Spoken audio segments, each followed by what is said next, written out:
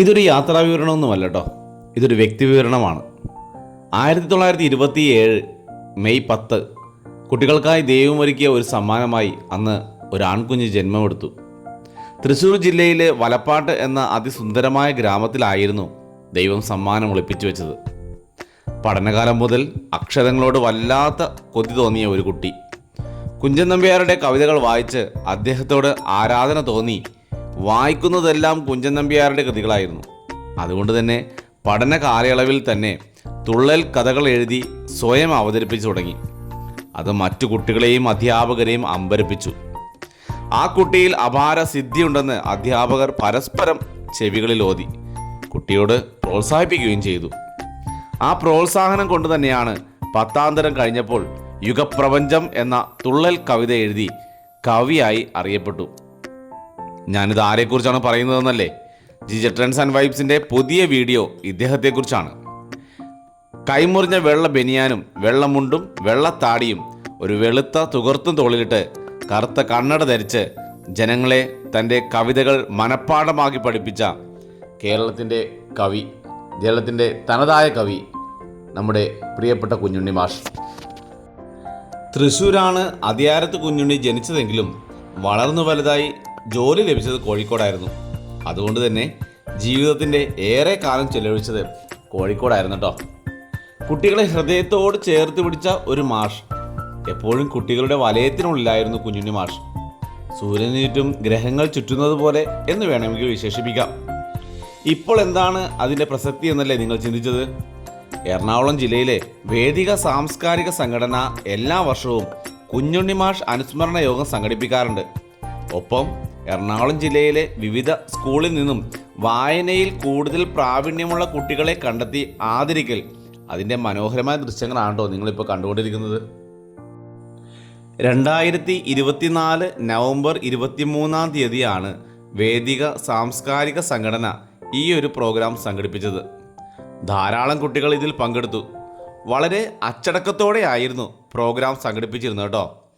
കുട്ടികൾക്ക് ക്ഷണപത്രിക നൽകി, chess number നൽകി.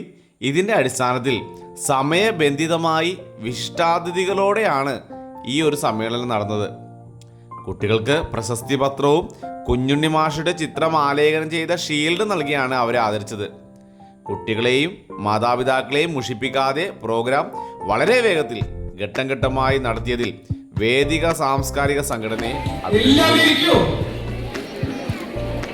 ആരും തന്നെ തുള്ളിച്ചാടരുത്.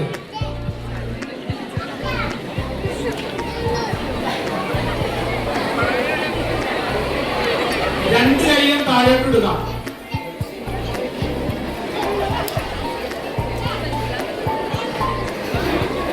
എല്ലാവരും ഇരിക്കും.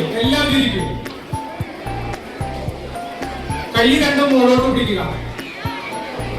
ഇനി എല്ലാവരും ഇരുന്ന് എല്ലാവരും നിൽക്കും. ഇനി ഞാൻ പറയുന്നത് പോലെ കേൾക്കുക. ഞാൻ എന്താണോ ഇപ്പോൾ നിങ്ങളോർക്കും ഈ സാർ പറഞ്ഞിട്ട് എന്താണ് കുട്ടികൾ എതിര് ചെയ്യുന്നതെന്ന്.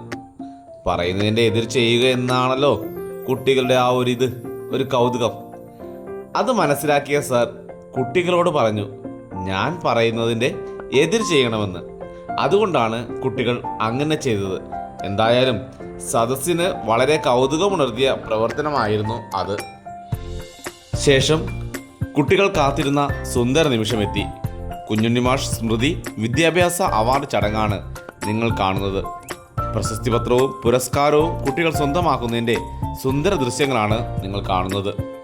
കൂട്ടത്തിൽ എൻ്റെ വിദ്യാലയത്തിലെ 11 കുട്ടികൾക്കും ഈ അവാർഡ് ലഭിച്ചിരുന്നു. പുരസ്കാരം നേടിയ കുട്ടികൾക്കൊപ്പം ഒരു ഫോട്ടോ എടുക്കുകയും ചെയ്തു. 4 കുട്ടികൾ പുരസ്കാരം വാങ്ങി ഉടനെ മടങ്ങിയത് കൊണ്ടാണ് കേട്ടോ ഫോട്ടോയിൽ 7 കുട്ടികളുള്ളത്. ശേഷം ഞങ്ങളും യാത്ര തിരിച്ചു.